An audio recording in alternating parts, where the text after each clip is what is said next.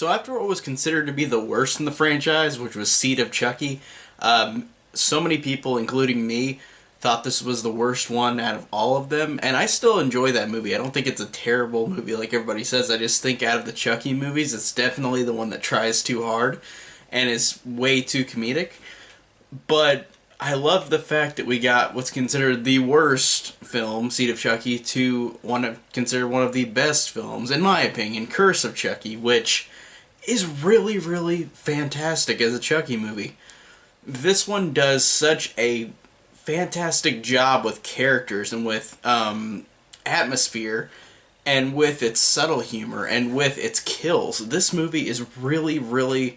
I hear people bitch about this movie and Cult of Chucky, which it seems like they're just part of another culmination of fans who grew up with the first couple, and then after these new ones came out, of course they're gonna fucking bitch about everything again. It always happens with these franchises, and I hate it. And I think that, I mean, have your own opinions, criticize, I guess, if you want, but to me it feels like everybody is just criticizing to criticize and not find a legit reason, in my opinion. Like, I think, despite even the worst Chucky movie, like Seed of Chucky, for me, it's not even the worst movie ever made. It's not even close at all. It's so far beneath being one of the worst movies ever made.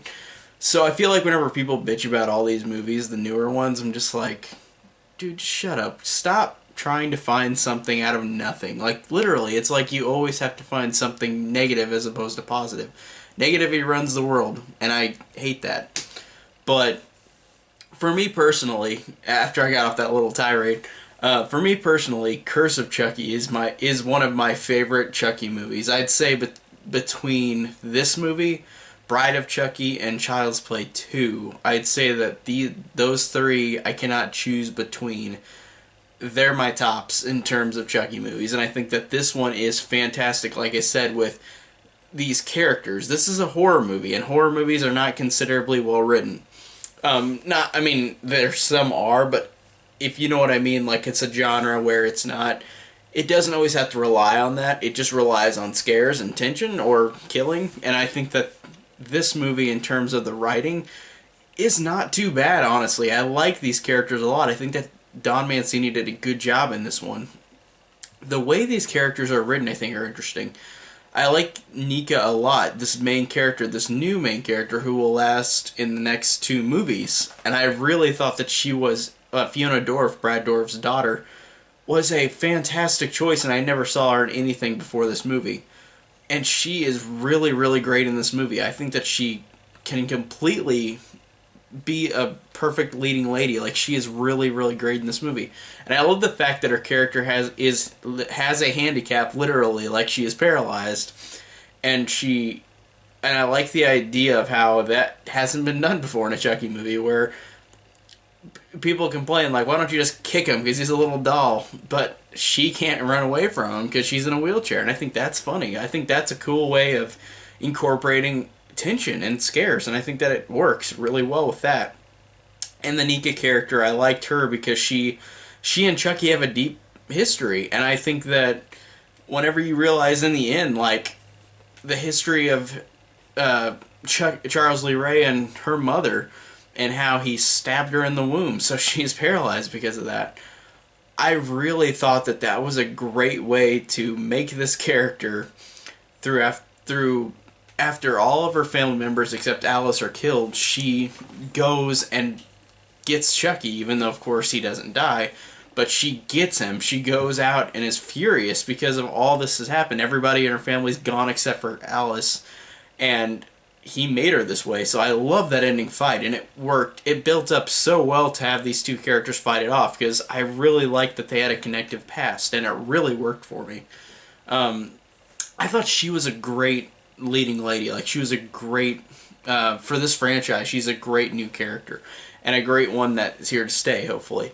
And I think that they just did a great job with her, and it really works that she's Brad Dourif's daughter. Like, she doesn't have the same, like, personality as he does, but, like, she has such a great, like, she's just a really great actress, and they don't seem like they're like the same, playing off the same character. They're literally like different people, and I like how this movie it feels like that. It's not like they're trying to write off, oh, it's Brad Dourif's daughter, so she's gonna act kooky like he does, or act like he does, but she doesn't, and I like that. I thought that that was great to just give her this role and let her be what she wants to be in, and she did a fantastic job. And all of the side characters I liked a lot too. They all, I think, have like little subplots in their own thing. Like they connect in a way where you've got Barb and Ian, Alice's parents, and Barb is Nika's sister, and that their relationship between how they're married but they're not getting along, and then Jill, who's this nanny who comes with them who watches Alice. You realize in the movie that Barb and Jill are lesbians for each other, and Ian like already knows it. But it has a cool little payoff where like this guy already knows that this is happening. But I loved how it's such a simple little thing, but it gives these characters something to do, and I think that it gave them more of a likability and dislikability about them, because Barb, this character is supposed to come off as a bitchy character, and she does, and I like the fact that she kind of deludes herself into thinking like how she wants to like push Nika because Nika's handicapped, so she acts like Nika can't do anything, even though Nika can be capable of doing stuff around the house with nobody around.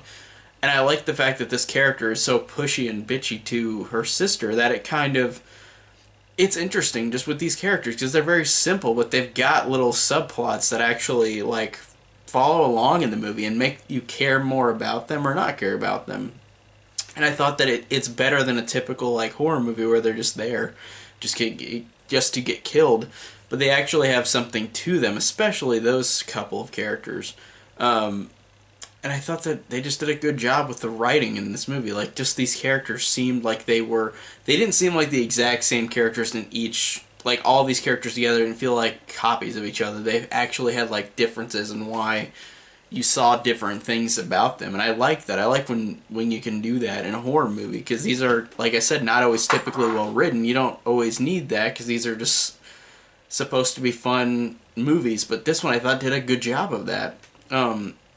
And I really thought the atmosphere in this movie is really, really great. The way the movies go, like, I feel like this one has the best atmosphere out of all of them. The first one, you can argue, has a good like, set of atmosphere, too. But, and I feel like this one and the first one, do have that thing where Chucky is inanimate until, like, the halfway point of the movie, and then it turns the tone.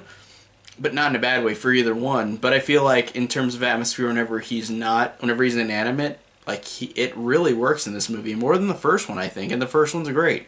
The way it's filmed in a creepy gothic house, and the way that you have stuff in the like it looks like there could be stuff in the shadows, and the way that you see Chucky react to stuff even though he's inanimate, it really works, because he's kind of fucking with all the people even though he's not talking or moving or anything. I like that, and I like how it actually just has such a good look to the movie. Like, the movie looks great and has a great atmosphere, and it just has a good way of setting this gothic type of tone to it, and I think that it works so well. And the kills are really, really violent. I think that they're always like that in all these movies, but this one, like, upped the ante a lot. There were a lot of moments where I was just sitting there like I was kind of sitting there like, whoa, the scene where Ian gets half of his face, like right here, gets axed in the face, and just his head is separated. That is disgusting, and just, like, it's really a cool effect, and it's really, like, it was the first time I watched it, I was like, wow, that is cruel, because Chucky is such a piece of shit, but it's so like entertaining with these kills. It's really, really disgusting, but it works. And I thought that this movie does a great job of continuity. And continuity in the sense in which the other movies exist. I think that it does a great job of that, because after Seed of Chucky, which, like I said, so many people hated, I love the fact that they kept all the movies canon so far, and I think they're going to. Like, at least if Don Mancini is writing and directing these, they're going to be kept in canon, and I love that. I love that we have a director that likes to keep this franchise and embraces everything about it, whether people love or hate it. That to me is a really, really great thing I give props to, because horror franchises usually, for the most part, will, if they have a lot of sequels, they will either like ignore a lot of them, make a couple of them not exist. It really pisses me off whenever they do that in these movies. And just like the new Halloween that's coming out this next year, which it's my most anticipated movie of the year, but it stinks that they're going to erase every sequel besides the first one, like every movie besides the first film, and they've done that too many times in that Halloween franchise. So it annoys me. But if it's a good movie, that's good. But it just annoys me that horror franchises can't just connect them, and Don Mancini just is really underrated in that fact, just connecting all these movies together, whether they are so tonally different, like Seed of Chucky, which does a lot of outrageous things, and then go into this one, and they're connected. All the films are connected, and they do a great scene in this movie where Nika's looking up Chucky doll evidence, because like she calls on the phone, the box that she gets and her mother gets is from an evidence depository, so she looks it up, and it shows different homicides from like locations from all the movies, and I love that. It said like Los Angeles, Hackensack, Kent Military School, and like Chicago. So I thought that was cool that they literally are connected in this continuity, and I think that that's really cool. They just don't have to skirt down the more comedic route, or like extremely comedic route like City Chucky did. So I think that that's great that they, despite whether you love or hate some of these sequels, they're all connected. And I think that that is such a strong thing to do. And this movie has some of the best acting in the whole franchise, I think. And it has a lot of good revelations to it. Like I said with Nika, and how you realize that there was a relationship between Charles Lee Ray and his mother. And relationship as in he steals her, murders her husband, and while Nika's in the womb, he literally has her trapped. Charles Lee Ray has her trapped down in a basement, and then he literally imprisons her. And it really, you don't see from Charles Lee Ray's side if he actually truly loves this woman, but he might. But it seemed like he's just completely completely nuts. And I like that Brad Dourif came back in terms of live action, because they brought him back for a couple scenes, but the lighting made it look like even though he's way older than he is, of course, when the first one came out in 1988, the lighting kind of works a little bit to where you can kind of tell he's old, but it makes him seem less like that. It's something you can't really fix, I guess. But I love the fact that, like I said, Nika and Chucky have a past where Chucky is connected to Nika's mother. And there's this fantastic scene. The whole scenes in black and white, which are the lead up to the first Child's Play, are really, really some of my favorite scenes in the whole franchise, because they actually have depth and emotion to them. Because you see Charles Lee Ray traps the mother while she's pregnant. She talks to him, and he says, like, I'm gonna go get Barb at the daycare. And then she says, no, don't go get her. And like she starts like freaking out because she can't do anything. She's tied up, and he's gonna go get her daughter. And like Charles Lee Ray's apparently got this mindset that like he is part of this family, and it is creepy. But the performance from the mother is really, really good, because whenever this scene happens, she calls the police on him. And I love the fact that Charles Lee Ray freaks out and says, you told him about us? And then she laughs and says, there is no us. And then he goes up to her and says, are you going to destroy this family? And then there's this fantastically acted line from that woman who plays the mother, who says, you destroyed my family. And then she spits in his face. And then he gets the knife from the first movie, that red one, puts it up to her stomach and says, I've always had a thing for families, especially children. And like it cuts away and you hear the scream. And then it implies that Nika's like that because of him stabbing her in the stomach. That to me is a great scene and a great way of showing a past with Charles Lee Ray that we didn't even know about. I really, really loved that. I really thought that was fantastic whenever Chucky in present day is telling Nika this story. And that makes a great scene with her fighting him off at the end of the movie, because they have such a past, and he's such a piece of shit that he has had for 25 years, has basically tortured her without being there. And I love that. I love that idea. That's a greatly written idea, just how he is not there, but he basically was for 25 years because he paralyzed her. She's been like that because of him, and I love that. I love that idea, and I love the ending. I think it's an ending where you're like, oh man, because Nika stabs Chucky, but then this officer comes in who earlier goes and finds the first guy who gets killed, the father from the church. He's following the trail along through the movie, and then at the end he comes into the house, finds Nika with a knife, and then Nika sends to a mental institution because it logically would look like she killed all of her family, and she didn't. And it's just one of those endings where you're like, fuck, like that was just such a sad way to go. And like, she's still alive because she comes in the next movie, but she has to go to a mental institution. And then I love the fact that the movie still goes after she gets arrested or taken to the mental institution, because then we get this scene that's shot for shot almost exactly like Bride of Chucky, and then you think, oh, I know where this is going. And then boom, Tiffany flies up from behind the seat, slits the cop's throat like Bride of Chucky, and takes Chucky. And I love how, and since the continuity is still there, even though it's silly, I love the idea that they still have this where Tiffany Ray, who transfers her soul into Jennifer Tilly, the actress, so she is now Tiffany again. And that was such an interesting way of bringing this character back as a human character with the actual actress. Like, it's funny because they kept that in continuity, and I love that. I love how they keep this all together, even despite when people don't like Seed of Chucky. I love that. I love that connection. But I love that how she's the one who's sending him along all these places. I thought that was a really, like, the first time I watched it, I thought, oh, I didn't realize that was such an obvious thing. Like, she probably was sending him there, but I guess at the end of Seed of Chucky, it made it seem like they weren't together because of how he acts Tiffany.